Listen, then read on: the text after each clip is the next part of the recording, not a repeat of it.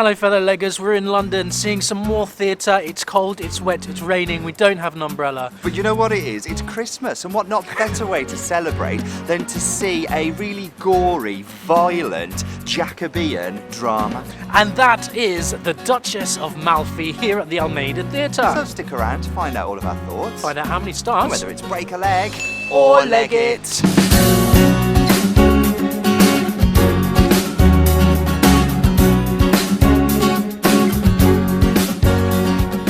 Okay, really quick before we get completely drenched, what do we need to know already, about this? I mean, it's not doing anything for the weave, but anyway, the Duchess of Malfi, a piece is a Jacobean revenge tragedy by English dramatist John Webster. It's sort of loosely based on events that actually occurred between 1508 and 1513, when the Giovanna de Aragona, the Duchess of Amalfi, secretly married beneath her class with violent consequences. Okay, sounds interesting. Now, it's considered to be amongst one of the greatest tragedies of the English resonance drama and a standout example of Elizabethan horror, which was popular with 17th century audiences. They loved a bit of blood. That's why a lot of Shakespeare's so did gory. so well. They always die. They just They all die. They love a nice gruesome death, don't they? Okay. Productions directed by Rebecca Frecknall, following her productions here at the Almeida of Three Sisters, the Olivier Award-winning Summer and Smoke, which transferred. The Doctor, which we saw recently, is transferring into town. Yes, that's a bit exciting. There you go. Catch our review for that. Please do. And also, Albion is coming it's back. Finally back, guys. People are listening to us. We've been saying since Victoria it happened, Hamilton. it needs to be back. Victoria Hamilton. If you do one thing next year, see Albion here at the Almeida. That's what I would say. Starring in the Duchess of Malfi as the Duchess herself is Olivier Award-nominated for her role in King Charles III here, Lydia Wilson. 2 hours and 50 minutes including intervals, so strap yourself in for quite a long one. They love to get their tuppence worth back in Shakespeare, back in those sort of Elizabethan days, didn't they? You'll be catching up with us in our 30-second interval breakdown. And hopefully you'll be sticking around to the end to find out all our thoughts and how many stars. It's the interval, which means it's time for the break and leggers. 30-second interval breakdown. What do you think so far? Well, it's tremendously slow. That's the problem with it. There seems to be no urgency. The sense of threat feels lost, and I think a modern adaptation would have really suited this well, but the text I'm just finding really tedious. It's like treacle. What about you? I'm enjoying the design aspects. I think it looks visually stunning. I'm finding, some of the text work very similar, a bit alienating because it's so old-fashioned. I'm having to use brain power to interpret the poetry. It ain't Shakespeare.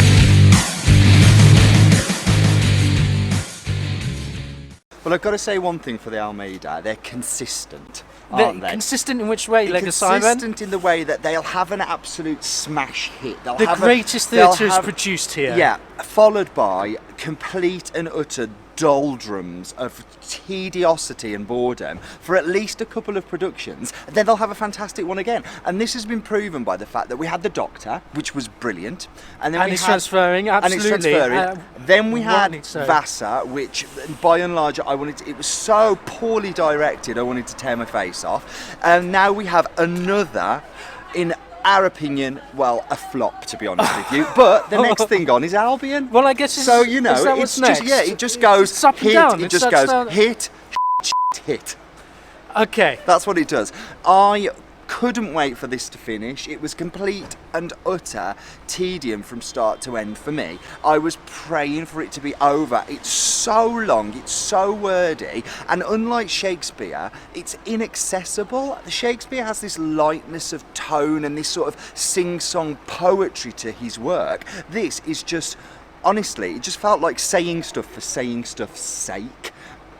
If I loved the production, I might be able to forgive it, and I loved certain elements of the production, but we'll move on to that. What's your overall thoughts of the Duchess of Malfi? My overall thoughts were it greatly improved halfway through the second act. I thoroughly enjoyed it because I kind of went off into my own daydream. Great. I was lost in my own thoughts. You had I was your so little fantasy, disengaged. yeah.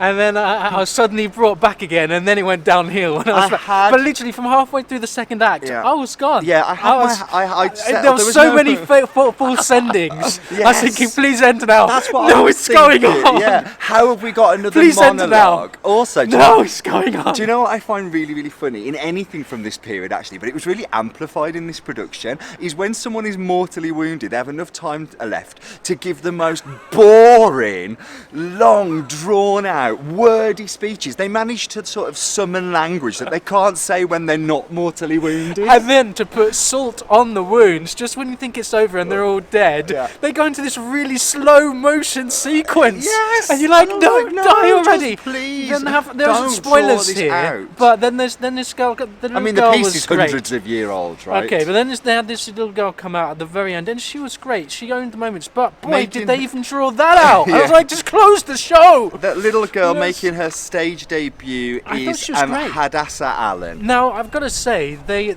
direct the kids so well. They find the best kids here at the Almeida. Yeah. They never fail to impress in every single production we've ever seen here, regardless of the piece. That's absolutely true. But you know, it's not children's theatre. This ain't no children's This ain't theatre. no children's theatre because the subject matter is dark and it is tragic. And you know what? I think this could be if you set this in modern day Italy or in Brooklyn and had Italian families, the Corleones. Update the text, make it update the relevant, text, make it so it makes sense. Make it gangster, gritty, raw, and up to date. There might be something here in regards to the story, but in its original incantation, I don't know what it is that's made this so popular. I just don't get it. Please enlighten us in the comments below. What are we missing? Okay, so I'm glad I've seen it Yeah. because I've heard about could this piece, tick but I've it never off. seen it. So I can tick it off the list. Now I know who dies and in what manner, what the narrative is, to some degree, what the plot points are within that. I imagine at the time, maybe this was quite revolutionary in the Maybe. days. This idea Well, of they were this giving the audience what they wanted. lady wanting to marry beneath her and the family turning on that. Maybe at the time that was a real pioneering story, like Yeah. a real. Well, the thing is, it was a based on modern a day. true story, and people Well, there probably we may go. have been aware of that and wanted to see it dramatised. You've got to think of all of the Shakespeares about the royals and the political things at the time. They were the ones that people went for. They wanted a story that they'd heard of. They wanted to Being dig told in a bit deeper. and Yeah. absolutely our equivalent of looking into the tabloids. Yeah, exactly. They wanted to see They it wanna on see stage. it, But does it absolutely. hold up? I don't think Does it hold up now? does. I don't think so either. I just wanted it over. I just think, is there anything you can take away from this? Every single Shakespeare I've ever seen is at least quotable. I've forgotten this already, and thank God for that, because otherwise my brain would overload. Anyway, let's move on. Piece to does nothing for you. The let's move on to production, the though. production, Should we talk however. production, Yeah, however, let's move on to the is production. visually stunning. It is It's beautiful, really good. and Rebecca Frecknall Looks great. Once again shown. It felt very Summer and Smoke to me. Those hazy spotlight moments. Having the cast on the stage all the Yes, time and little yes. kind of bits on the She side. sort of knows she knows how to work in production, is what I would say. She does, and the lighting was great as well. Yeah. I thought what they tried to do is you've got to really tap into the humanity of the piece. You've got to really feel for the characters, Yeah. and as such, there are certain moments that they really slowed down for us to understand, like the developing of love or the pain of loss, those moments. But as such, it kind of got a bit dirgy and slowed Yeah. right down because of the Too nature of the much. piece. I wasn't invested in the piece. And that's the point. I think you've got to resonate with a tragedy. You've got to feel the tragedy. You've got to resonate with the character. I had no emotional connection, and I can only lay that at the director's door because she hadn't given them, for me, she'd not given the actors the tools in order to get